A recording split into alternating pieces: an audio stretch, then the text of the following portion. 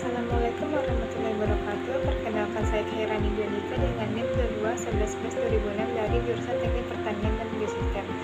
Untuk video kali ini saya akan membahas mengenai praktikum irigasi dan drainase objek 4 yaitu tentang irigasi tetes dan juga irigasi sprinkler. Nah, pada pengambilan data objek ini dibagi dengan dua segmen, yaitu irigasi tetes dan irigasi sprinkler. Pengambilan data pada irigasi tetes dilakukan terlebih dahulu rangkaian untuk irigasi tetesnya. Setelah semua dirangkai, maka selanjutnya kita akan mengukur panjang dari pipa yang akan kita gunakan. Setelah kita mengukur panjang pipa, maka kita akan melakukan selanjutnya yaitu mengukur debit masuk dari saluran tersebut, di mana mengukur debit ini dilakukan selama 15 detik.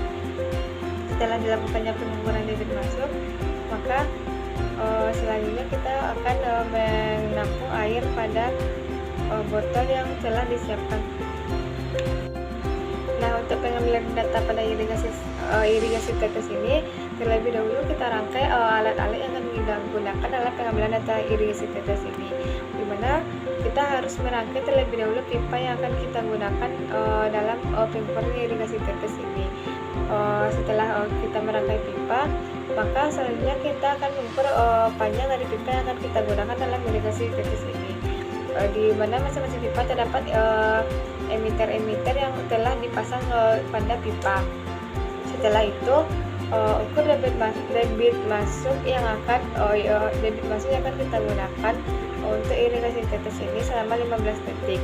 Setelah mengukur debit masuk, maka selanjutnya kita akan menampung air yang akan keluar dari emiter yang telah terpasang pada pipa tadi, dan air tersebut akan ditampung dalam botol selama 2 menit. Setelah waktu 2 menit berakhir, maka selanjutnya kita akan mengukur volume air yang terdapat pada botol, di mana pada masing-masing botol tersebut akan digabungkan hingga menjadi volume akhir. Perhitungan ini akan dilakukan sebanyak 3 kali perulangan, dan masing-masing perulangan mempunyai step-step yang sama seperti perulangan yang pertama. Nah, selanjutnya itu pengambilan data dengan irigasi sprinkler. Pengambilan data dengan irigasi sprinkler ini sama dengan irigasi tetes, di mana kita terlebih dahulu harus merangkai rangkaian alat yang akan digunakan untuk irigasi sprinkler. Setelah rangkaian alat terpasang, selanjutnya kita lakukan pengukuran panjang pipa yang digunakan pada irigasi sprinkler.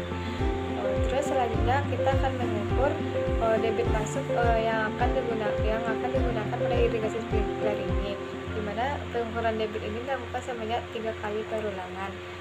Setelah dilakukannya pengukuran debit, maka selanjutnya susun botol-botol yang disebar di sekitaran irigasi sprinkler pada jarak masing-masing 1 meter. Setelah itu hidupkan irigasi sprinkler dan ukur debit yang masuk pada botol-botol yang telah disebar tersebut pada masing-masing botol. Setelah diukur dari volume pada botol, maka ini itu mengukur volume akhir dari irigasi sprinkler ini dengan menggabungkan semua air yang terdapat pada botol-botol tersebut, maka akan didapatkan volume akhir dari debit yang masuk. Nah, mungkin sekian video mengenai irigasi tetes dan irigasi sprinkler. Saya akhiri. Assalamualaikum warahmatullahi wabarakatuh.